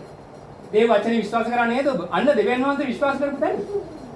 එතන තමයි ඇදිල්ලේ ආරම්භය. ප්‍රේමවන්තී මගේ මේ පණිවිඩය තුල මම මේ පොඩි පණිවිඩයකුත් දෙන ගමන් ඔබත් එක්ක යන්නේ. කතාවක් ඔබත් එක්ක කතා කරන ගමන්. ඊළඟට කවි කතාවට එන්න. දෙන්නම වයස්ගතයි. ළමයි ගැන නම් හිතන්නවත් බෑ දැන්. නැති. සේකරියස් හදිස්සියේ මොන හරි කාලා බීලා තරුණ වුණත් ඉන්සලෙක්ට් නැහැ. එලිසබෙත් ලෙඩේ අඩු කරන් තරුණ වුණත් සේකරියස් දෙන්නම හරියට සෙට් වෙන කුඩු. මොකද අපි සාමාන්‍යයෙන් දන්නවා දරුවෙක් බිහි වෙන්න නම් පිරිමියාගේ බීජ හා ස්ත්‍රියගේ බීජ මක් වෙන්න ඕනද? සම්බන්ධ වෙනවා. ඒක දෙවියන් වහන්සේ කියන හැටි. මේවා මොනවද මේවා ඉල්ල. නරක දේවල් නෙමෙයි. ඒක තමයි වැවිලි. ඒක වෙන්නේ නැත්තම් දරුවෝ නෑ. දැන් දරුවෝ නෑ. ඊට පස්සේ මොනවද වෙන්නේ? ඔන්න අහගන්න. ස්වාමින් වහන්සේගේ සුද්ධස්ථානෙට ඇතුල් වුණා. දැන් සුද්ධස්ථානික එක දන්නවනේ මොනේද? සුද්ධස්ථානේ අතිසුද්ධස්ථානික දෙකක් තියෙනවනේ නේද? පහළ මළුව. සුද්ධස්ථානේ අතිසුද්ධස්ථානේ. ඒරොත් අද විශාල දේවාලිගාවනේ. හැම පූජකයම සතුටින් ඉන්නවා. හැම පූජකයම දෙවියන් වහන්සේ සතුටින් ප්‍රශංසා කරනවා. ප්‍රේමවන්තනි, පල්ලියට ගියාම, දේව ගෘහයට ගියාම, ප්‍රශංසාව මෙහෙවනවා. ප්‍රශංසා කරනවා කට්ටිය, ගීතිකා කරනවා කට්ටිය, අප්පුඩි ගහනවා කට්ටිය. ඒ සමහර කලාට මම ඉන්නේ දුක. මම හිතනවා අනේ අර පොඩට අර මට තියෙන වගේ ප්‍රශ්න නැතුව. අර අපේ ඉන්න සිස්ටරන් හරියට උඩ පැනපැන හොඳට සිංගර්. මට ටිකක් සමානයි. ඇයි? අප්පුඩි ගන්නකොට මතක් වෙනවා අර. අර ඒකෝ මොකක් හරි ගානරි වගේ. මොකක් හරි දුක නෑ. මොකක් හරි රෝගය. තමන්ට කියා ගන්න බැරි රහස්ගත නිදන්ගත රෝගයක්. මතක් වෙච්ච ගමන්ම හරි. මට ඕන එකක් ඉස්සර තිබුණා. රෝගයක් නෙමෙයි. අපි දෙන්න ඒ කාලයක් තිබුණා මෙනිකාම කෙටි කියන්නේ. අපේ ළමයි පොඩි. උඩ අවුරුදු 3ක් විතර ඇති 4ක් විතර ඇති උඩට අවුරුද්දක් විතර ඇති. ඒගොල්ලෝ වඩාගෙන යන්නේ. උගා වඩාගෙන දුවත් වඩාගෙන යන්නේ. හරිද? ඒ කාලේ ආර්ථික වශයෙන් මම හිටියේ ලැජ්ජ නැහැ කියන්න හරිම අඩියක හිටියේ. ඒක සමහර අපේ සහෝදරියෝ දන්නවා. අපේ නේද දුප්පච්චිලක් තිබුණා. ඒ දවස්වල මම ගියේ මුලින්ම අපි ගියේ මෙහෙ. දැන් අපේ පල්ලියට ආවේ නෑ. දැන් යන එකට ආවේ නෑ. පාෂන් ඉස්සක්කගේ දේවාලි ගාව. චර්ච් එකට ගියේ. හරිද? ඒකේ සිස්ටර් අනුම කියලා එක්කෙනෙක් ආවා. සිස්ටර් අනුමයාගේ නම. අමල් කියලා එක්කෙනෙක් හිටියා. සිංහල කියලා එක්කෙනෙක් හිටියා. මීඩියා කණ්ඩායමේ මාත් හිටියා. සෙක්‍රටරියස් වගේ මාත් එතන හිටියා. ඒගොල්ලෝ කතා වෙන්නේ ලක්ෂ ගණන් වලින් මිලියන ගණන් වලින්. හරි? දැන් මීඩියා කණ්ඩායමේ පොඩි බ්‍රේක් එකක් ආවම ඒගොල්ලෝ කතා කරන විදිය. මම අර චෙක් කරන නිසා දැන් මම වාහනයක් ගන්න වාහනේ මෙච්චරයි. වාහනේ මේක ලක්ෂ මෙච්චරයි කී කතා වෙනකොට මම පර්ස් එක අත ගහලා බලනවා. ගෙදර යන රුපියල් 40ක් විතර වගේ පර්ස් එකේ තියෙනවා. අදිගේ බස් ගාස්තු වැඩි වුණොත් එදාට යන්න වෙන්නේ. අරගොල්ලෝ සතුටින් සිං කරනකොට මාත් ඒගොල්ලෝ වගේ සතුටින් සිං කරනවා. අපි ප්‍රැක්ටිස් තිබුණ සෙන්සුරාද ඉරිදා ප්‍රොජෙක්ට් එකේ නේද? සෙන්සුරාද ලොකු ප්‍රැක්ටිස් එකක් නේද? ඒකට ආවෙ නැත්නම් දෙන්නේ නැහැ කියලා.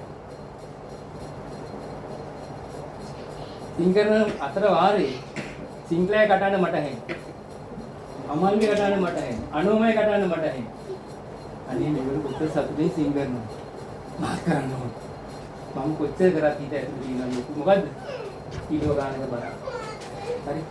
ඒක මම මෙන්න මෙහෙන් අය ගේරන්න කිව්වා. ඒක මම ආවා චෙක් එකට සල්ලි දාන්න කිව්වා. ඒකයි මම පිස්සු නැතුව කාලේ. හරි. ක්‍රෙඩිට් කාඩ් එකට අපේ නම් මොනවද ගන්නවා? ක්‍රෙඩිට් කාඩ් එකට මෙච්චරක් මම හෙට දාන්න ඕන දැන් තියෙන්නේ 40යි. නැත්තම් හෙට දඩකොඩි එකතු වෙයි. ප්‍රේමවන්තයනි මෙන්න මේ වගේ හැමෝම සතුටින් ඉන්නකොට ඉදා දුකෙන් හිටපු යුවල තමයි එලිසබෙත් විසේකරේ. මම ඉස්සරහට යන්නම්. හරිද? දැන් මොන සිද්ධියක් සිද්ධ වෙනවද හොඳට අහගන්න. මෙන්න සිද්ධිය. ස්වාමින් වහන්සේගේ සුද්ධස්ථානට ඇතුළු සුවඳ දුම් ඔප්පු කිරීමට වාරය පූජකයන්ගේ නිලයේ සිරිත ලෙසට පසයට දැමීමෙන් ඔහුට වැටුනේ. අම්බෝ මාරේ. ඔයගොල්ලෝ මේක කියවද්දී එදා මුලින්ම කියන දවසේ මොකද එච්චර තේරුම් හැංගීමක් ආවද මේක නැද්ද? මම හැංගීමක් දෙන්න හදලා. අභියාගේ පන්තියට පූජාසනේ බාර වෙනවා එක සතියක්. අභියාගේ පන්තියේ මෙයා ඉන්නේ නේද? ඒකේ තින්නේ. එතකොට පූජාසනේ ප්‍රධාන කාර්යයන් තුනක් කරන්න තියෙනවා ප්‍රේමවන්තේනි. සාමාන්‍ය සතුන් පූජා කිරීම පල්ලි සාමාන්‍යව සිද්ධ වෙනකොට දුම් පූජාසනය, රොටි මේසය හා සුවඳ දුම් පූජාසනය, රොටි මේසය හා පහන් රුක. මේ තුනට තුන් දෙනෙක් තෝරගන්නේ අර 1000ක් දෙනාට මොනවද දාලාද? පසයට දානවා කියන්නේ නොම්මරද? ඔබට මතකද මේ පසයට කියන කතාව? බයිබලයේ අපිට පසයට හම් වෙන අවස්ථා කිහිපයකනේ. එක අවස්ථාවක් කියන්න මාලා සිස්ටර්. යෝනාගේ කාලේ පසයට දාලා ඒ පසයට වැටුණ යෝනා කොහාටද දැම්මේ? දැන් සෙකරියස්ට පසයට වැටෙනවා. මේ ඔන්න මුලින්ම ඔන්න අපි තුමු. දැන් පසයට තුනක් දානවනේ. එකක් මොකටද? කියන්නේ එකක් මොකටද? දුම් පූජාසනේ. ඒ මුලින්ම දාන්නේ මේ රොටි මේසෙට. හොඳේ. රොටි මේසෙට. රොටි මේසෙ දන්නවනේ. දන්නවද මම කියන්නම් පොඩ්ඩක්. ඊළඟට පහන් රුකට පසයට දාන්න. පහන් රුකේදී පහන් පසු කරන්නේ තියෙන අර වන්දන හරි මොකද ගහලා නේද? හතක් තියෙනවනේ මෙහෙම. ඔය දන්නවනේ ඒකනේ. දැන් අපේ පොළේ නම් ඉන්නකක් පේන්නේ නැහැ. මම දැන් ඔයගොල්ලන්ගේ විතර පහන් රුක පොඩි. තුන්වෙනියට තෝරගන්නේ සුවඳ දුම් පූජාසනේ හදන්න. ඔන්න මුලින්ම ගත්තා ප්‍රධාන පූජක කියනවා අපි දැන් තෝරන්න යන්නේ රොටි මේසය. දැන් සිගරිට් වැටුන්නේ නැහැ. ඒක වෙන කෙනෙකුට වැටෙනවා. වැටිච්ච ගමන්ම කුරේ කියලා කෑ ගැහුවා, නැටුවා, සතුටු වුණා. මට අද ලැබුණා. ජීවිතේට එකයි හම්බෙන්නේ. ජීවිතේටම කීයද හම්බෙන්නේ? එකයි. ඒකත් හම්බෙන්නේ නැතිලාලුත් තියෙනවා. ප්‍රේමන්ත්‍රි මතක තියාගන්න. රොටි මේසේ වැඩ කරනකොට රොටි 12ක් තියෙන ලොකු රොටි 12ක්. රොටි භාජන උඩට අරන් යන්න ඕනේ. පඩිපෙළ නැගගෙන යන්න තියෙනවා. රොටි පරණ කලින් රොටි මේසේ භාජන අයින් කරන්න ඕනේ. අලුත් රොටි මේසේ භාජන තියලා රොටි තැන්පත් කරන්න ඕනේ. තනියම කරන්න බෑ. එහෙනම් පූජකයට අවස්ථාව තියෙනවා කාව එක්කන් යන්නද? රොටි මේසේ වැඩට තමන්ගේ කාව එක්කන් යන්නද? නෝනා. පුතා. එහෙනම් මේ රොටි මේසේ වැඩ කරන පූජකයට පුතෙක් ඉන්නවා. පුතේ අපිට අවස්ථාව උදා වුණා කියලා තාත්තා යහගන්න. පුතත් යහගන්න නැති, අම්මත් යහගන්න නැති මුළු සේනාවම අපුඩි ගහන්නේ. හරියට ලොකු මැච් එකක 6 එකක් ගැහුවා. නේ? දැන් සෙනග ඔල්ලරසන් දෙනවා. ඔල්ලරසන් නැද්දේ? දෙවෙනි පසයට එක අදිනවා. දෙවෙනි පසයට අදිනකොට දෙවෙනි එක අදින්නේ පහන් රුක. වැටුණා සෙකරියස් නෙමෙයි. සෙකරියස් නෙමෙයි. ඒකත් වැටුණ ගමන්ම ඒ පූජකයෙක් ඇහැ ගන්න ගත්ත දැන් එකම සද්දේ. දැන් අර එක 6 එකක් ගහලා ජයසූරිය දෙවෙනි 6 එකට මෙහෙම බැට් එක අදනකොට සෙනග ඇය ගන්නවනේ. දැන් කෑ හේ ගගා ඉන්නවා. තුන්වෙනි පසයට දැම්මා. කාටද වැටුනේ? දුම් පූජාසනේ සෙකරියස්ට කියනකොටම හේ ගාගා හිටපෙගේ පාට අර එකපාරට 6 එකක් ගහන්න ඉඳලා එකපාරට 6 එක ගහන්න තු විකට් ගියොත් එහෙම වෙන්නේ. තව 6 එකක් කියනකොට මෙන්න පුලේ විකට් තුනම ගලවගෙන යනවා. දැන් උනේ විකට් තුනම ගලවගෙන යනවා වේට. ඇයි? දුම් පූජාසනේ වැඩ කරන්න සුවඳලාටු වාදනේ ඒවා දාන බදරයි. හැන්දක් අතරක්. හරි පරණ සුවඳලාටු අයින් කරන්න ඕනේ. අලු සුවඳලාටු දාන්න ඕනේ. මේක අරන් පඩිපෙල් 15ක් නගින්න ඕනේ. මෙයාට වේග කරන පුතෙක් නැහැ. ඕ පුතා පුතෙක් නැහැ. මොකෙක්වත් නැහැ. කවුරුත් නැහැ. මිනිස්සු සමහරු විහිළු කරා. සමහරු හොඳ වැඩේ වුණා කියට වෙච්චේ කොහොමද මට වෙන්නේ. මම හිතන් හිටියා මූට දැන් සෙක්‍රටරිස්ගේ පපුවේ ලොකු ගින්දරක්. එලිසබෙත්ගේ පපුවේ ලොකු ගින්දරක්. අනික ඔක්කොම පූජකයෝ කෑ ගහනවා හරි මට වැටුණා කියලා. සෙක්‍රටරිස්සේ වැටිච්ච ගමන් සෙක්‍රටරිස් හිටපු දැනින් පල්ලෙහාට.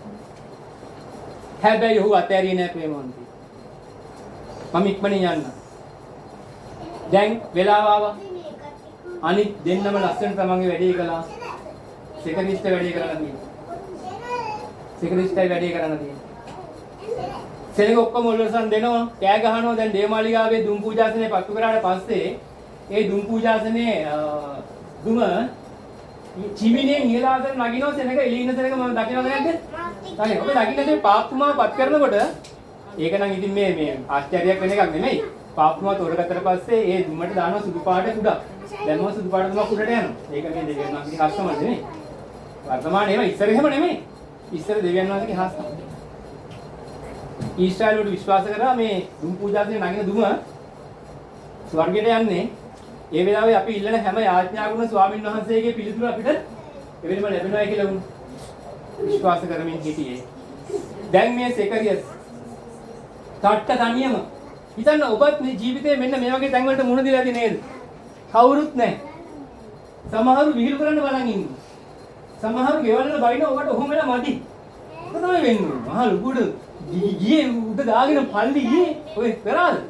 දැක්කනේ එච්ච වැඩේ උන්ට. අපි කිව්වා ඔක වෙයි කියලා. අපි දැනගෙන හිටියා. ඉතින් සමහරු රහසිගතව ඔච්චම් කරනවා. සමහරු ප්‍රසිද්ධිය විනා වෙනවා. ඔබේ ජීවිතයේ යම් යම් අවස්ථාවලදී මේ වගේ අවස්ථාවන්ට ඔබ ගොදුරු වෙලා ඇති. ඔබට කවුරු ඇවිල්ලා අපහාස කරනකොට, කවුරු ඇවිල්ලා ඔබට බැනවදිනකොට, කවුරු ඇවිල්ලා ඔබව පාච්චල් කරනකොට, කවුරු හරි ඔබව බය ගන්නවනකොට, ඔබ විහිතෙන් ඉන්නකොට වටේ ඉන්න සමහරු අනුකම්පා හිතන. අනේ කවුරුද එහෙම වෙච්ච බලන්න යා දිවෙන්න අතරේ ආඥා කරනවා පල්ලි යනවා මේ ඔක්කොම කරනවා ඊතර ගෘහ ආඥාවක් තියෙනවා ඒගොල්ලන්ට මෙහෙම දෙයක් වෙන්න බෑ නේද තවත් අය කියනවා මේ යාඥා කරාට බෝරු ඔය ඔක්කොම පට්ටපල් බෝරු කරන ඕන් හිටපු මේ ගන්න නෑනේ කතාව නේද මිනිස්සු කියන්නේ ආගම දාලා ගියා හිටපු ආගම දාලා ඔය පල්ලියට ගියානේ දැන් ඒක කරේ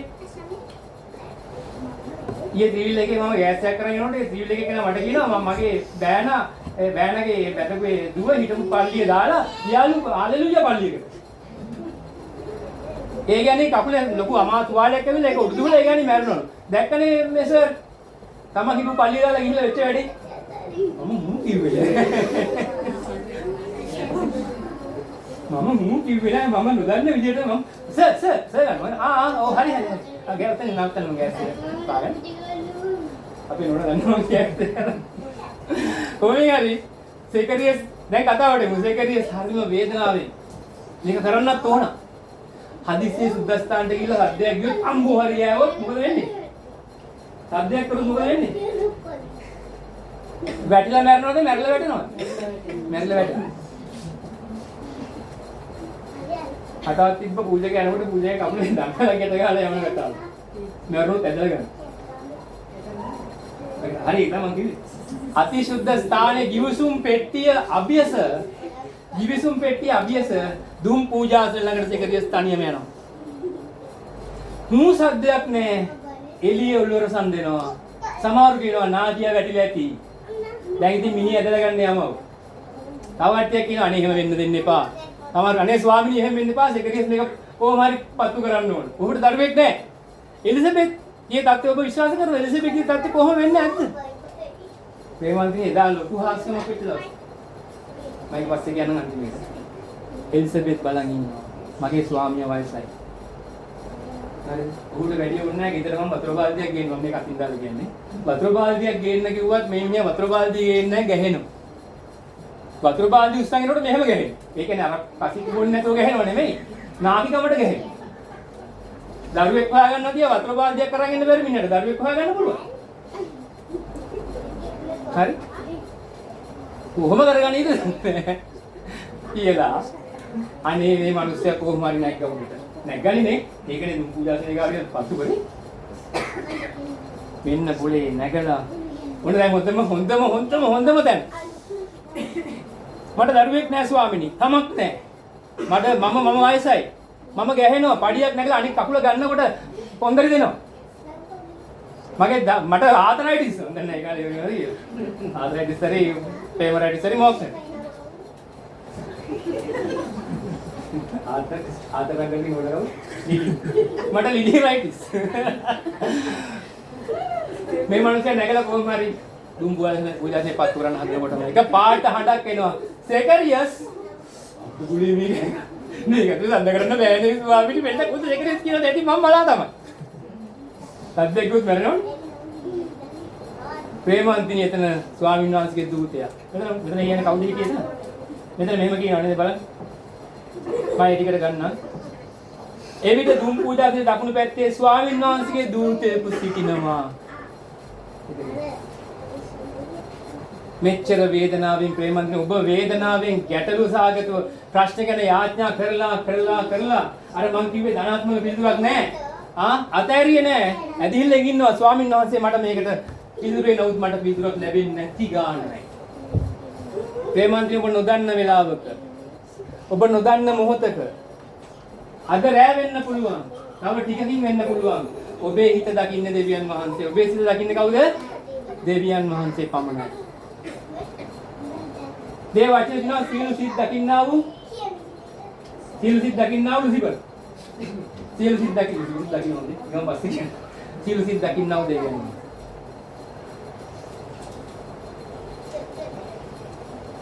ඔයාගේ සිත දැන් දෙවියන් වහන්සේ දකින්න පුතා. ඔයා ඒක අදහනවද? හරියට. ඔයාගේ සිත දෙවියන් වහන්සේ දකිනවා මේ මොහොතේ අදහනවද? අදහනවා. ඔයාගේ දකින්න. මගේ දකින්න. අපි ඔක්කොම එහෙම දකින්න. දෙවියන් වහන්සේ සිත දකින්නේ කොහොමද කියලා මම ඔබත් එක්ක දවසක දේශනා කරන්න ආසයි. අදනේ. දෙවියන් වහන්සේ සිත දකින්නේ කොහොමද කියලා. දැන් අපි කියනවා අපි සිත දෙවියන් වහන්සේ දකින්නනේ. ස්වාමීන් වහන්සේ අපි දිහා බලන් ඉන්නවා. කියනව නේද? ස්වාමීන් වහන්සේ අපිව පේනවා. ඔව් පේනවා. ස්වාමීන් වහන්සේ අපි බලන් ඉන්නවා. ඔව් බලන් ඉන්නවා. ස්වාමීන් වහන්සේ අපේ සිත අඳුරනවා. ඔව් අඳුරනවා. ස්වාමීන් වහන්සේ මගේ නම දන්නවා. ඔව් දන්නවා. ස්වාමීන් වහන්සේ මගේ ඔක්කොම දන්නවා. ඔක්කොම දන්නවා. ඒ කොහොමද කියලා අපි තාමත් දන්නේ නැහැ. මේ වචනේ මම ඔබත් එක්ක කතා කරනවා. දවසක. හරිද? සෙක්‍රටරිස් බයිනෝවන් දෙවියන් කියන මොකද සෙක්‍රටරිස්? සෙක්‍රටරිස් බයි වුණානේ නේ. අනේ මේ වයසක මිනිස්සයා. මම මරන්න එක දාලා දැන් නැහැ ඒරොත්. ඇතුලේ. බයි වෙන්න එපා. ඔයයි කන්න ලව්ව. මොනවද ලව්ව මේ කියන්නේ? සෙක්‍රටරිස් වෙන්නේ නැතිනේ. අර ඔයයි කන්න ලව්ව. ඒ කියන්නේ ප්‍රේමවන්තනි ඔබේ යාඥාව දෙවියන් වහන්සේට මතකයි නේද? ඔබට අමතක වුණත් දෙවියන් වහන්සේට ඔබ අමතකද? නැහැ. මමයි මගේ නෝනයි කඳුලින් යාඥා කරපු දේවල් අපි හිතනවටත් වඩා වැඩියෙන් අපේ ජීවිතවල ඉෂ්ට වෙනකොට මට මතකයි නමුත් ස්වාමීන් වහන්සේට මතකයි. අනිත් මේක අපි අර මේ ක්වාටර්ස් එකේ ඉන්නකොට යාඥා කරන්නේ ඔයාලට මතක නැති වගේ එකක් මගේ හිතට ඇඟිලා ඒක වැඩි ආල නැහැ. ක්වාටර්ස් එකේ ඉන්නකොට අපි තනියම යාඥා කරන අපේ ළමයි දෙන වැට ගිහින්. ඔයාලට ළමයි දෙන්නත් තියෙනවා යාඥා කරන. හරි. සෙක්‍රටරිස් ඉලිස්බෙත් දවස් කීයක් දන ගහලා යාඥා කරන්නේ නැද්ද කියලා ඔබ හිතලා බලන්න. ඒක ඔක්කොම බයිබලයේ ලියන්න පුළුවන්. සෙක්‍රටරිස් ඉලිස්බෙත් කතා කළේ එදිනා දරුවෙක් ගැන යාඥා කළේ ඒව නෑ මේ නමුත් සැකෙත් නැතිද දුන්නේ හිටියේ මෙන්න දේවදූතයා කියනවා ඔයාගේ කන්ලල හොයි කියලා නොසිතූ වෙලාවක ස්වාමීන් වහන්සේ පිළිතුරු දුන්නා සෙක්‍රටරිස්ගේ වෙලාවට දුන්නේ නෑ සෙක්‍රටරිස්ගේ වෙලාවට පිළිතුරු දුන්නා නම් දැන් සෙක්‍රටරිස් උඩට යන්නේ පුතත් එක්ක ඒක නේ ලොකු දෙයක් ඉන්නවද දුන්නේ. ගොල් වයසයි ලොකු දෙයක් ඉන්නේ. නේද? ප්‍රේමන්ද්‍රී ස්වාමීන් වහන්සේ සැලසුම් තිබුණේ යේසුස් වහන්සේට ඉස්සෙල්ලා කාවේ වන්නද පෙරමග සලසන්න අය. පෙරමග සලසන්නේ සෙකරියස්ගේ බිරිඳට ලැබෙන්නේ. අනික් පූජකයෙක් කෙනෙකුටත් හම්බුන්නේ නැහැ ඒ වගේ පුතේ. නේ? අනික් පූජකයෙක් පුතු පෙරමග දූතයෙක්. නෑ මෙන්න පෙරමග දූතයා යාගෙන් එනවලු. එදා දවසින් පස්සේ විශාල ආශිර්වාදයක් ඔහුගේ ජීවිතේ වුණානේ. සෙකරියස් හැබැයි ගොළුයි නේ. දැන් පිළිතුරු ලබාගෙන ඉවරයි. හලෙලූයා අන්න දුම යන උඩට. නාකිය මැරිලා නෑනේ. අර දැනුකෝය කියනවා. සමහරු ඉරිසියෙන් පැලෙන. මම වැඩි කරගත්ත කොහොම හරි නේ. නමුත් ඒ තැනක දන්නේ නැහැ. ඔහුට එතන උඩදී දේවදූතයව හම්බෙලා වෙච්ච ඒ ආශ්චර්යමත් ක්‍රියාව. හලෙලූයා. ඔබටත් එහෙමයි. පුතා ඔයාට ලැබුණු ආශ්චර්යමත් ක්‍රියාවක්. ඔයා එදා පල්ලිය කියලා දන ගැහුවේ. මම මේ කියනකොට ඔයාගේ මම හිතන්නේ ඔයාගේ හැංගීම් බර වෙන. ඔයා එදා පල්ලිය කියලා දන ගැහුවා මේ දුවගේ ඇස් දෙක දිහා බලලා නේද ගියේ මේ අම්මා ඉන්න දරුවලන්. නොසිතූ වෙලාවක් නේද ඔයාගේ ඉතේ තිබුණේ. මම මේ උදාහරණ යවගත්තේ අපි හැමෝටම එහෙම නේද? නොසිතූ වෙලාවක්. නමුත් ඔයා දන ගහපු වෙලාවේ දැක්කේ ස්වාමීනි මං සාක්ෂි දෙනවා. කිව්වා නේද? ඒ කියනකොට මට ඇත්තටම මගේ හදවත ඇඬුණා. යානි මම සාක්ෂි දෙනවා ගිහිල්ලා. දෙනවා එතන දුන්නා. නේද? මම ලෝකෙ උදාහරණයක් කියන්නම්. ධාතුසේන රජතුමා පොඩි කාලේ පොඩි සාමණේරෙක් විදියට වෙස්වලාගෙන හිටියා. ආක්‍රමණිකව මරන්න බලන් ඉන්නවා. ධාතුසේන කුමාරයාව. එයාගේ මාමා කෙනෙක් යාව කරේ තියාගෙන පිටිපස්සෙන් එළවගෙන එනවා ආක්‍රමණිකයෝ අහුනොත් මරනවා අහුනොතයි කෑලි ඉතුරු කරන්නේ ඒ වෙලාවේ කලා වැවැඩෙමි කලා ඔය දරුණු රළ පහරක් ගහගෙන යන වෙලාවේ මාමා පුතාව කරට ගත්තා රජකම තියා තාපොඩ්ඩකින් මරනවා නැහැ කවුරුම තාපොඩ්ඩකින් මැරෙන්න ඉන්නේ මේ ඒගොල්ලෝ ස්වාමීන් වහන්සේ දරුවෝ නෙමෙයි නමුත් ඔහු කිව්ව වචනයක් මම ඔබට සිහිපත් කරනවා. මාමා දරුවව කරේ තියාගෙන අමාරුවෙන් යනවා දරුවව කරේ තියාගෙන යන්නේ. යනකොට පුතා කියනවා මාමේ මම කවදාද මේ ගඟේ මේ සැඩ පහර නවත්තන මෙතනින් ලොකු මේ වේලක් දාන. නවත්තලා මං එහා පැත්තේ වැවක් හදනවා මාමා. කොල්ලා මොකද්ද කිව්වේ? කොල්ලා මාමට වැවක් කරනවා කියලා කිව්වේ මොකද්ද කිව්වේ කොල්ලා? රජ වෙනවා කියලා ඌ කිව්වේ. මාමේ මම මේ රජ කෙනෙකුට නේද වැවක් හදන්න පුළුවන්. දැන් මට ගිහිල්ලා පුළුවන්ද මොකක් හරි අnder හුමාර කරන්න නැති එකක් කරන්න රජ වෙන්නේ මට බෑ. නමුත් මේ කොල්ලා කියනවා මම එනවා කරනවා මේ අපිට බාධා කරපු මේ ගඟ නවත්තන්න. පුතා ඔයාලට බාධා කරපු නේද? ඒ වේදනාව නැත්නම් ඔයා කියනවා පියාණනි මම මේ මෙතන වැවක් හද. වැවක් නෙමෙයි හදන්නේ මම සාක්ෂියක් දෙන්න. රජ වුණා. ඔයා රජ වුණා. ඔයා ඉදා රැ කැපවීමක් කළා. අපේ ආඥාව ඒවල අහන්නේ කියන්නේ අද ඔයා ස්වාමීන් වහන්සේ තුල මේ ස්ථානට පැමිණීම දේවදූතයෝ හිටගෙන ඔයාට ගරු කරනවා. හලෙලූයා. නොසිතූ වෙලාවක ඔයා මේ පිළිතුර ලැබුවේ. ඔබ විශ්වාස කරනවද? ඔයා මට කිව්වා දරුවා දිහා බැලුවම ඔයා එකපාරටම උපදී වචනේ ලොකුණාද? මොකද්ද? ගැන හිතාගන්න බැරි දෙයක් වුණා. කෙලින්ම මම ගියේ දේවස්ථානයට පල්ලියට පැදුරක් දාලා තුන මම දන ගෙහුවා. කතා දෙකක් නෑ. සෙකරියස් කවුරුත් නැති වෙලාවේ දරුවොත් නෑ කවුරුත් නෑ මම යනවා ස්වාමීනි කිව්සුම් පෙට්ටිය ළඟ. ඔයාගේ කිව්සුම් පෙට්ටිය ළඟට පුතා. අද අපේ කිව්සුම් පෙට්ටිය ළඟට යන්න. එහෙම කරනකොට පුළුවන්. මම එහෙම කරලා වයිට් කරනවා. එහෙම කරන්නේ කොහොමද? කවුරුර යහගෙන දෙපා. කිව්සුම් පෙට්ටිය ළඟට ඒක කරන්නේ නැහැ. ඒක නිකන් මේ කරන්න ඔය ගිහලා නවත්තනවා. කිව්සුම් පෙට්ටිය ළඟට යනවා කියන්නේ ඔබ ස්වාමීන් වහන්සේගේ පාමුලට යනවා. ඔයාගේ ප්‍රශ්නය ගැටලුව ඔයාගේ නෙමෙයි. ඔයාට පිටින් ආපු එක. මටත් එහෙම කියවෙනවා ඉඳලා හිටින්. ඔයාටයි ඉදි නැති. ඔයාට ආපු කල්ලතෝණි රෝගයක්. කල්ලතෝණි ප්‍රශ්නයක්. හරිද? කුඩාරම් ගහගත්තොත් ඔයාගේ වත්තේ. කාගෙන් අහලාද මේ ප්‍රශ්නේ ආවේ? යන්න ඔතනින් කියලා එළවන දාන්න. හැබැයි යුසුම් පෙට්ටි කාටිල දැනගන්න. එතකොට එතන හිටගෙන ඉන්නවා දේවදූතය. හරිද? සිස්ටර් සියානි මම ඔයාගේ කන්නලා වැහුවා. පියල් මම ඔයාගේ කන්නලා වැහුවා.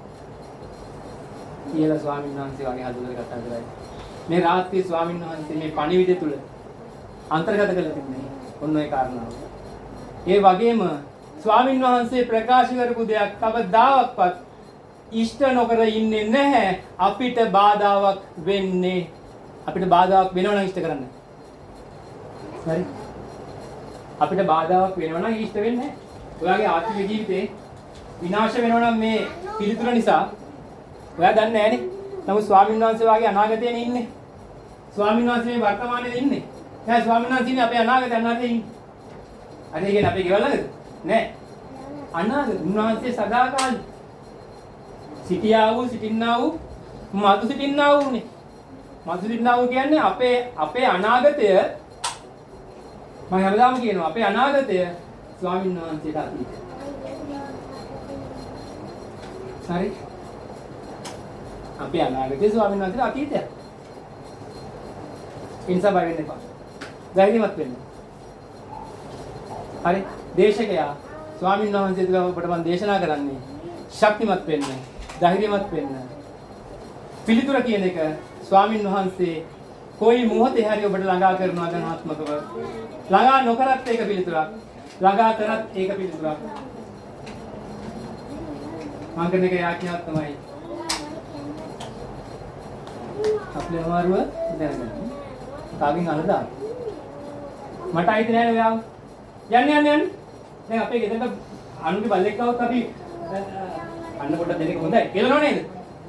හා? ගුරුවරට පොළොව අත ගන්නවනේ ගලක් ගන්න. උගු දුහනව නේද? ඒ වගේ තමයි ඔයාට පිටින් එන ප්‍රශ්නය, ගැටලුව, රෝගය මොකක් වුණත් ඔයා ඒකට හෙරෙයි වෙන්න මුලින්ම. ඔයාගේ මොලෙන් නිකුත් කරන්න ඒකට ශාපය නිකුත් කරන්න. පළයෙන් හදලා. මොලෙන් යා වැඳ ගන්න එපා. නේ මගේ රෝගේ ඉන්න මගේ රෝගේ ඔයා කවදද ආවේ?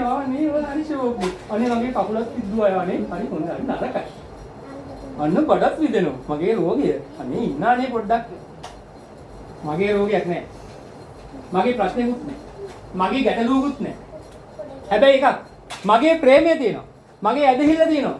මගේ ස්වාමීන් වහන්සේ ඉන්නවා. ඒවනම් මගේ. හරිද? ඔයාව පොළන ඒවා ඔයාගේ නෙමෙයි. එළවලා මං කියන්නේ ඒකයි. ඔබට ඕන නම් හිටපන්. මම ගණන් ගන්නෑ. හරි? බඩේ අමාරුව මම ඔය ගණන් ගන්නෑ. ඔයා කියන්නේ ඔබ කියන්න එපා නෙමෙයි. ඔයා ආසනම් ඉන්න, ඔයාට ආසම නම් ඉන්න. හරි? ඔයා ඕනනම් මාව ඔකේ මරන්නකෝ. අනේ හිතන්න මම මැරුව ගමන් කොහෙද යන්නේ? මම මගේ ස්වාමීන් වහන්සේ ළඟට යන්නේ. ඉතින් ඔයාලට ලැජ්ජ නැද්ද මාව එකපාරට ඔය යවන්න ඕනේ. මොන ඉන්නේ නැත්තේ. මං ගණන් ගන්නෑ මගේ පාඩු මං. ඔන්න මං. අන්නේ ආඥා කරන්නේ අඬ යාඥා කරන්න ඕනේ නැහැ. නිර්භීත කමින් යාඥා කරන්න. ඔයාට ආපු මේ ප්‍රශ්නෙට ඔයා නිර්භීත කමින් එලවන්න ඔයා. අඬ එලවන්නේ. ඇඬුවේ කියලා උස යනවා. ඇඬුවේ කියලා මිටි වෙනවා. අනස්සල් වෙන්න එපා. එයාව නිර්භීත කමින් එලවන්න ඔයාලගේ ඉන්නවා ස්වාමීන් වහන්සේ. ඔයා ස්වාමීන් වහන්සේගේ පූජකයෙක් නේ. අද රාත්‍රියේ ගන්න හිතන මේක. අද රාත්‍රියේ ගන්න ගත්තනේ අරන් මීට කලින් අරන් තියනවා නම් ඕනේ නැහැ යන්න. ආයි පාරක් ගන්න බැලුවොත් ඩබල් වෙයි. ඔබේ හිතේ ඇදිහිල්ල තියෙනවා නම් ඔබ අද රාත්‍රියේ දැන් මෙතනින් නැගිටලා ගෙදර යනකොට ඔයාට ඒ වගේ එලවන්න දෙයක් එයි. හෙට උදේට හෙට දවල්ට ලබන සතියේ ඕනේ අර මට ඉතර මේ අන්ති ඉවර කරනවා තව විනාඩි දෙකක් මට දෙන්න. ඉස්සර මම සිත මාලා දන්නවා මේ අපේ හිටියා නීල් මාමා යෝසප් අංකල් දෙන්න හිටියා දෙන්න තකට දාක හොඳටම බොනවා නේ. තව අපේ හිටියා මේ නැල්සන් මාමා වෙන්නමක් කියන්නේ නැල්සන් මාමා වෙනවා කියන්නේ. තව චයන වෙන නමත් ඒක අපි කියන්නේ. ඒක මේ කිව්වොත් එහෙම කරන්නේ ඕනම ගණන්කාරයෙක් වරේ. එහෙමයි කියන්නේ. ඕන ගණන්කාරයෙක්. මේ හිටගෙන ඉන්න පණ නැහැ. ඕන ගණන්කාරයෙකුට එන්න කිව්වා. ඒ වගේ අපිත් එහෙම වෙන්න ඕනේ. අනේ ඕන රෝගයක් එන්නනේ අපිත් බය නැහැ. කොහෙන් දෙන්න බලන්න. ආවද? ආදි මරපන්. හරි මරපන් ඉතින්. මං ස්වර්ගෙට. යකා කෝ. අන්න එහෙම අන කරන්න පුරුදු වෙන්න අඬන්න එපා. හොටු පෙරා ගන්න එපා. මොන්නම මරයි මරුත් මං සුවර්ගේ මම ඉන්නේ සතුටින්. හරිද? මට රිද්දපන්. මම හිතුවා ගිදල කොට කියනවා හරි සනීපයි. හරි අමාරුයි කියන්නේ. පොඩ්ඩක් කියලා පුරුදු වෙන්න. ආසෙත්. හොඳයි ස්වාමීන් වහන්සේ කතා කරේ ඔබ නොසිතූ වෙලාවක ඔබට මේ පිළිතුර ලැබුණා සෙකරියස් ලැබුණේ මේ පිළිතුරෙන් ස්වාමීන් වහන්සේගේ මාර්ගය හඳුන්වා දෙන වැදගත්ම කෙනා එන්න තමයි ස්වාමීන් වහන්සේ පමා කළේ. යම් දේවල් ඔබට පමා වෙන්නේ යහපතට කියලා මතක තියාගන්න. ස්වාමීන් වහන්සේ වචනේ ඔබට තේරුණා හැමෝටම. ඔබට ස්වාමීන් වහන්සේ යමක් කතා කළාද මේ රාත්‍රියේ? කතා කළාද? ස්වාමීන් වහන්සේලා යමක් ඉගෙන ගත්තද මේ රාත්‍රියේ? ඒකයි මගේ සතුට. මොකද යම් දේවල් හොයා බලමින් දේව බයිබල් පද මේ හොයනකොට අපේ වයිකුත් දකින්නවා. මට පේන්නේ ඕගොල්ලන්ව. දැන්ට පේන්නේ ඕගොල්ලන්ව. හරි. මොකද දැන්ට මගේ මට කතා කරන්න ඉන්නේ ඕගොල්ලෝනේ. දැන්ට මට පේන්නේ ඕගොල්ලෝ. හරි. මවෙකුට කිරියරෙනකොට මවට මැදිලා පේන්නේ කාවද? අම්මට කිරියරෙද්දී අම්මට මැදිලා පේන්නේ කාවද? තමන්ගේ දරුවා. ඒ වගේ තමයි නේද ස්වාමීන් වහන්සේ මේ කුඩා වචනය තුලින් මම ඉවර කරා මට මේකට දිග්ගස්සන්න තිබ්බා නමුත් මම ඉවර කරා. ඔබට ස්වාමීන් වහන්සේ ආශිර්වාද කරනවා ඇති අපි හැම කෙනෙක්ම දැස් වසා ගනිමු. හලෙලූයා. ප්‍රශංසා වේවා ගෞරව වේවා ස්වාමීන් වහන්සේ.